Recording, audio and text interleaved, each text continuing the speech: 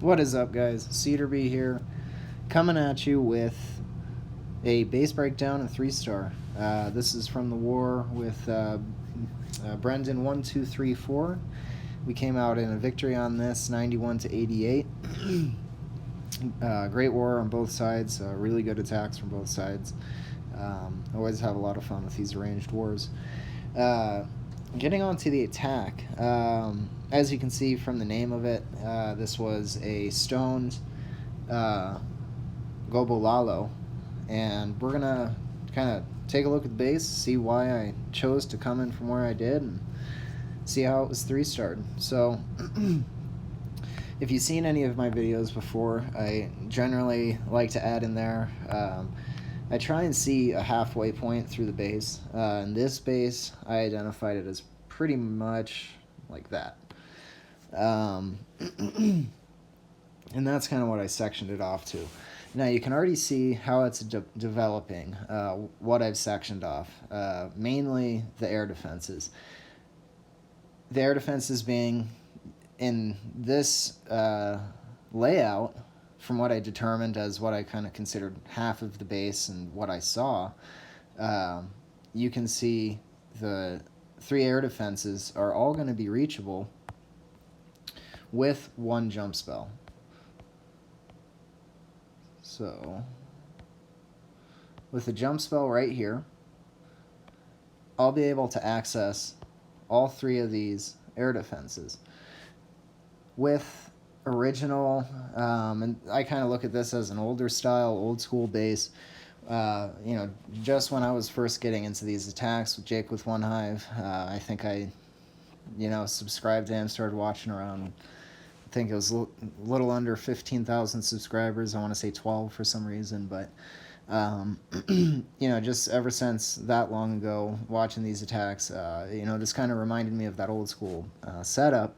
And the old school setup was, Golem and a Lava Hound for every air defense, or originally it was 1 more Lava Hound than air defenses you're going to leave standing. So if you were coming in for 1 air defense, you'd have 4 Lava Hounds. But in today's meta, it's customary to bring usually 1 Lava Hound, should do you fine, especially with the lower DPS from the Expos from the latest update.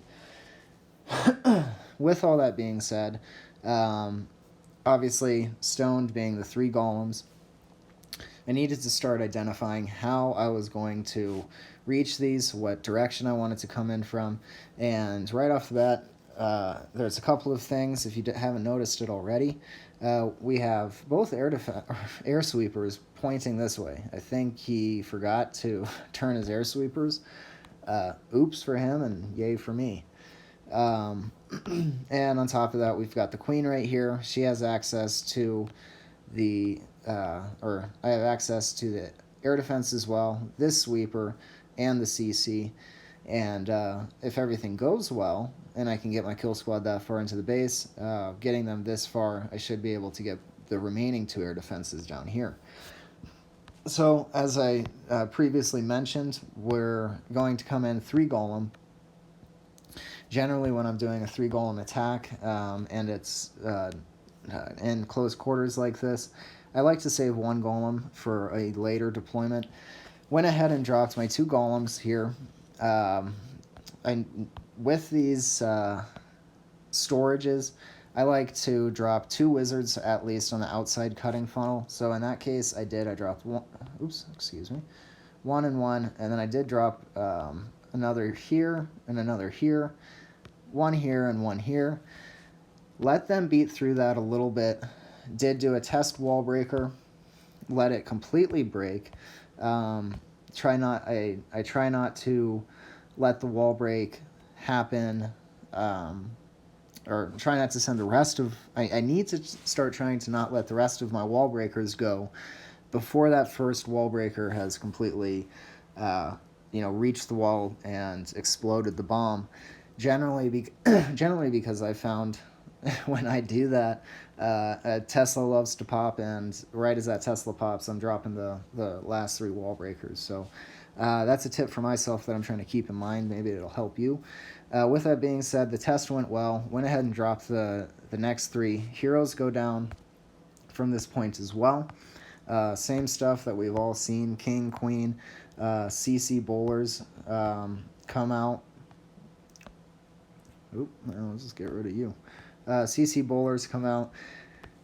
And then we have radius for the clan castle as well.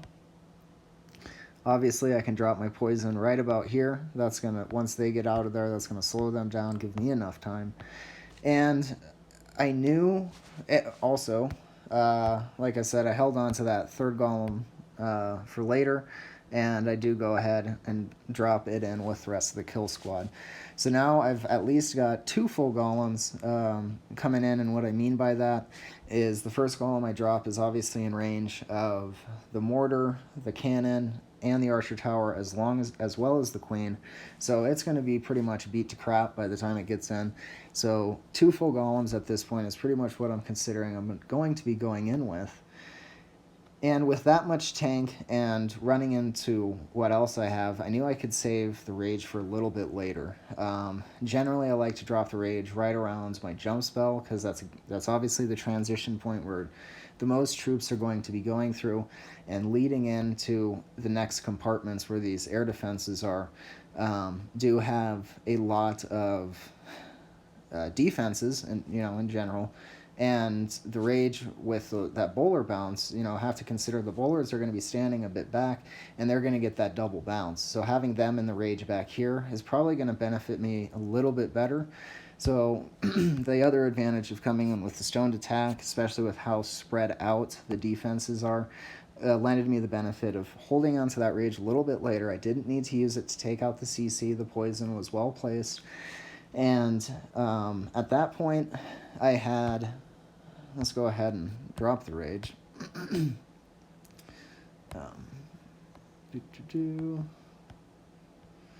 I had dropped the rage right about there, and I had 1 heal for my kill squad that I anticipated left. And I was generally, idealistically thinking, anywhere in this area, just kind of where they trickled off to, and it ended up being in this area. So that's the first portion of the raid. The kill squad, 3 golem in my camp, 7 wizard, 4 wall breaker, 2 archers, and 2 goblins for cleanup. And that leaves me with 1 lava hound and 12 loons and 3 haste is what I ended up choosing. Clearly, when I do my air attacks from other videos, I've said, I try not to fight the air sweeper, very basic, very obvious. So I try not to do that. So I wanted to keep that same direction of my attack going with the Lalo portion. So I decided that it would probably be best to send that 1 lava hound I have from about 230 or so, right about here, and go ahead and go all the way into the air defense. That's going to allow the archer tower here, the wizard tower to be tanked for a moment, the expo as well, and it's going to get a lot done with that. So with the 12 loons, I decided I had 4 general areas that I think they should be dropped in. I wanted to drop them surgically, coming in with only 1 hound, and the amount of space that I was trying to take care of wasn't much. So I can't remember right now. Did I drop one? So I identified down here because I wanted to haste into the wizard tower and archer tower. I dropped one here, and for right now, for some reason, I can't remember if I hasted from here or here to get into the wizard tower. I believe I want to say I hasted up here. Yeah, I'm just totally brain farting on that right now. But I wanted to get into those locations, and I did drop, and so we'll go ahead and highlight where the balloons came in. So I dropped 3 here. I dropped 3 here, 3 here, 3 here, and 3... Oh boy. 3 here. And that was going to allow me to take out the entire side of that base. With the exception of Teslas, I really don't even try to plan for Teslas anymore. It really, anytime I've spent, a bunch of time trying to beat my head against the wall with where's a Tesla farm, I generally overthink it, or it ends up being where it's at. I've found more success in my attacking and trying not to predict where those Tesla farms are. I guess for me, it helps me keep it simple and plan my attack out for what I can see and what I can identify. Obviously, we've been able to get this far into the base without identifying Teslas. And I didn't identify them, and I ended up being just fine. Quite honestly, I can't even remember where those are right now either. Haste and Teslas can't do it right now. But once the Lava Hound was able to get there, once everything was hasted in, I knew at this point there was a possibility that that this area down here could be left standing. And I, anticipated worst case scenario. Hound pops, on this, let's say 6 or 7 of the balloons go down. I'm left with 4 or 5 or 6 balloons left, and they're trying to get over to this area. I knew with the kill squad that I was bringing, if anything, they would get stuck at the end of this base, so I didn't need to concern myself with it that much. And that's one of the other benefits of bringing your Lulunian or even Hog section of your attacks, in the same direction coming down, So Lalo came this way along with the kill squad. And that just allows everything to meet back up at the end, and you pretty much get most of your cleanup taken care of. And anything on that back end, you'll be able to drop a couple of goblins, which I brought in this attack, and a couple of archers just for that cleanup. So we've illustrated the plan enough. Let's take a look at how it was executed.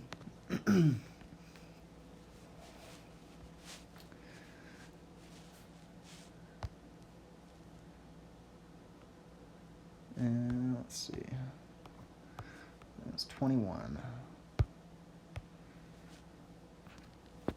And here it is. So, like we talked about, and I didn't talk about my funnel, but I did drop a wizard out there to cut my funnel. Let him take out that barracks first. Get about halfway through that gold storage. Golem goes down. Second golem goes down. 2 wizards on the outside. 2 wizards on the top. Dark elixir. And 1-on-1 on both of the other storages. That first test wall breaker went in, like I said. Let it fully pop. Drop the other 2. King goes down. Queen goes down. Bowlers go down. Third golem goes down. And nice and early jump spell. The jump spell, as we all know, troops can sometimes not take it. In my experiences, I found it because I dropped it after they were close enough to it that they thought they'd take it, but they had already redirected and locked on to another defense or building, what have you. So having that line of sight before they even get that far to see that far, and having that fully open, just lets you take full advantage of the of the jump spell. So like I said, the Teslas, I forgot they did end up being down here, and one was with the queen.